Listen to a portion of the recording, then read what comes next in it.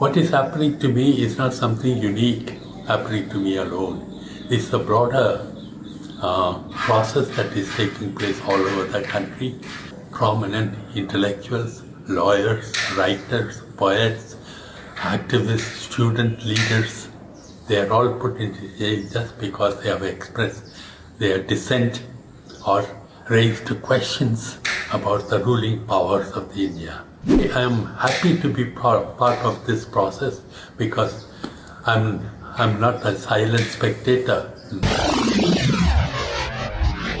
In the context of Jharkhand becoming a separate state, the issues were there. The issues were especially displacement, land alienation because of mining, factories, townships, dams, and people were not taken into confidence. Hardly, only minimal compensation was being paid to them. So we took it as a challenge and say how young people can take this as a life issue and fight it out. In this process, some very helpful rulings or laws were passed by the Indian Parliament, and particularly one PESA Act, which gives significant powers to the Gram Sabha, whatever happens in the village, for it to be consulted and to get its consent. The other is the Land Acquisition Act, which for the first time recognizes the need to get the consent of the people, of the landowners, and a fair compensation to them. So this kind of opened the way for us, and people started to claim their rights. But as they claimed, they were just being thrown into jail. So in 2017, I gave a call to whoever I knew, not only in Jharkhand, but in all the central tribal states of Madhya Pradesh, Chhattisgarh, Jharkhand, Odisha and Bengal. So we came together, we have formed a body called Persecuted Prisoner Solidarity Committee. And through that, we had planned to take up, first to do a study of the nature of under trial prisoners in all these states, and then to have recourse to legal action so that justice can be done. In this process, I have filed a case against the Jharkhand state in Jharkhand High Court on behalf of about 3,000 young Adivasis who are languishing in the jail. It is this which became a bone of contention with the state, and they wanted to put me out of the way. And one easy way was to implicate me in some serious cases. And this case, it so happened, the Bhima Koregaon, a place that I have never been to in all my life. I was implicated there. I was raided twice. First it was done by Pune police, then it was forcibly taken over by NIA. They have done interrogation of me for about 15 hours in the month of July.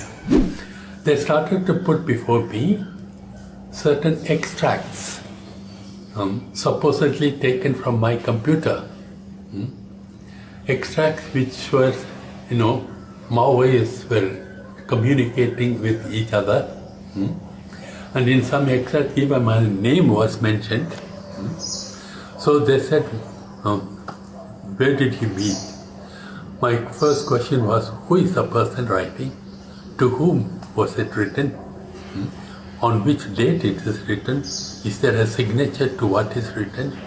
None of it was there.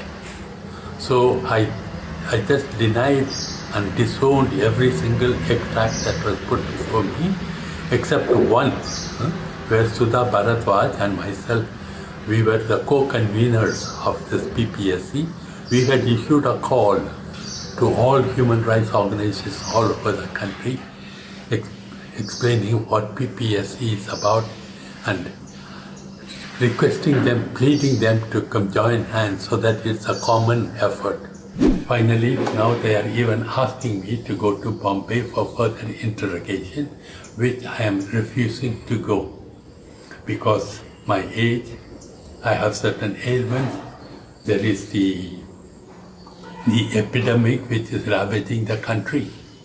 And the Jharkhand government itself has given directions that elderly people may not travel or appear in public. On the other hand, I am ready for further interrogation if NIA would want it, but through video conference. Let us hope that some human sense will prevail. What is happening to me is not something unique happening to me alone. It's a broader process that is taking place all over the country.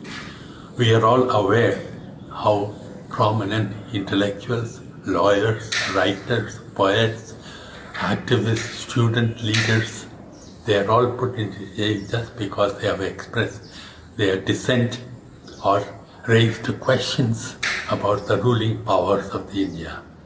So we are part of the process. As such, in a way, I am happy to be part of this process because I'm not a silent spectator, but I'm part of it, part of the game, and ready to pay the price, whatever be it.